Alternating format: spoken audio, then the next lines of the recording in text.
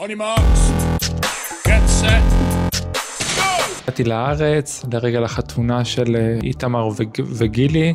איתמר ואני גדלנו ביחד בתוך עולם הטריאטלון ונהיינו חברים קרובים מאוד. בזמן שאני בארץ אני התאמנתי כמובן במכון וינגייט ביחד עם נבחרת האקדמיה ועם נבחרת ישראל.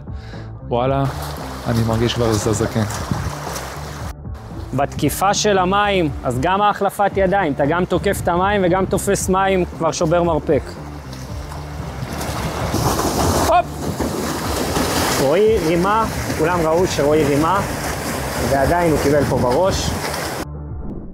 הגלקסי וואץ' אולטרה, שמתחבר לאפליקציית סמסונג הרט, נותן לי לעקוב אחרי התזונה בצורה מלאה, רישום ארוחות, ספירת קלוריות וחיבור לנתוני האימון, הדופק ושריפת הקלוריות. אפשר לראות לא רק כמה רצתי או שחיתי, אלא גם איך האוכל שצרכתי משפיע על האנרגיה, ההתאוששות וההתקדמות. החיבור הזה נותן תמונה אמיתית של הגוף ביום יום.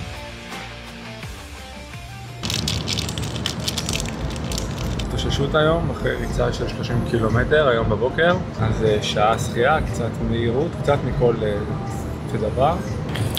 יושבת כאן גיסתך, לא היא שחיינית מקצועית. אתה לא מתבייש? למה מתבייש? למה הטכניקה של טריאטלטים זה לא...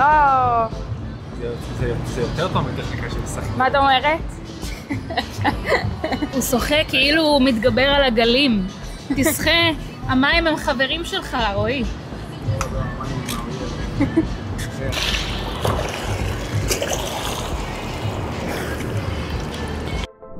אז מה שכיף פה בארצות הברית זה שיש לי את האופציה להתחרות בערך בכל סופש.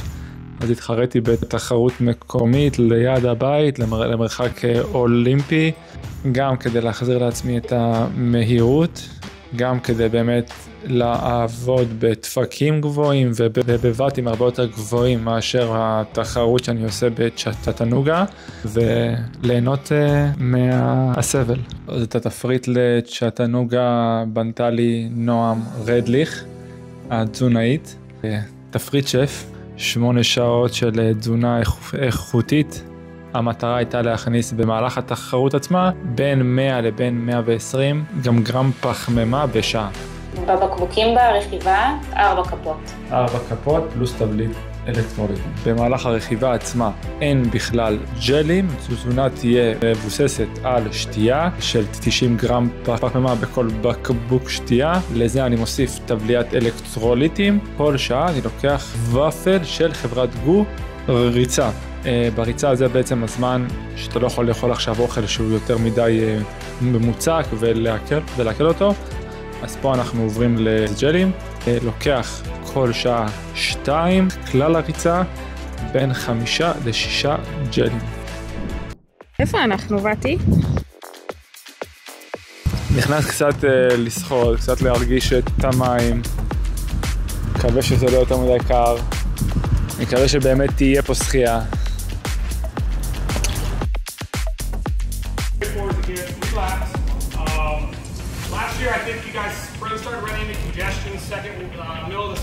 זה מסלול רכיבה נטען שהוא מהיר מאוד.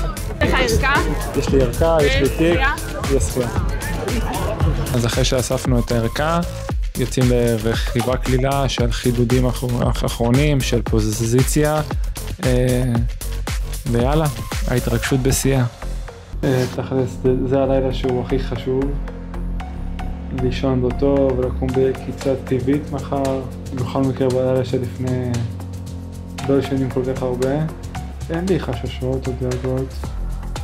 יש לי רצון לעשות טוב. ואני כבר מתכנן את היום שאחרי ולצאת לפגרה.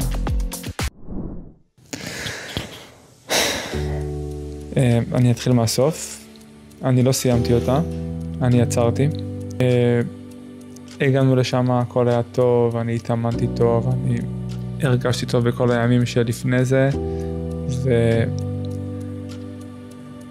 והייתה לי תחושה טובה שאני הולך לעשות משהו מאוד מאוד טוב. לצערי, ביום של התחרות עצמה ובלילה שלפני, התחילו לי גם הקאות וגם שלשולים אני יכול להגיד חד משמעית אחרי שזה נבע מהלחץ. שמתי על עצמי המון וזה השפיע עליי. מהזינוק עצמו לא אכלתי כלום, לא הצלחתי. כל דבר שהכנסתי, הקטתי. החלטנו שאני כן אתחיל ואני אראה איך התחרות פתחת. זינקתי לשחייה ולהפתעתי הרגשתי דווקא יחסית טוב.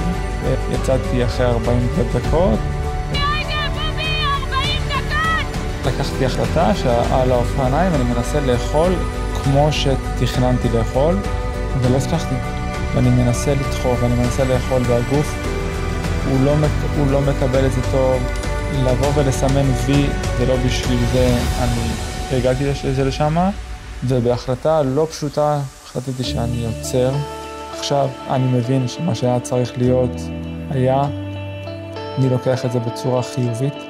אז לקחנו עוד החלטה אמיצה שהעונה היא גם לא מסתיימת פה, העונה ממשיכה. רוימן קליפורניה, here I come. בובי, עד תתלדי, כי זו טיסה ארוכה, אני לא אספיק לחזור. יאללה, בוא ניתן בראש. עכשיו הולכים לאכול, אני רואה.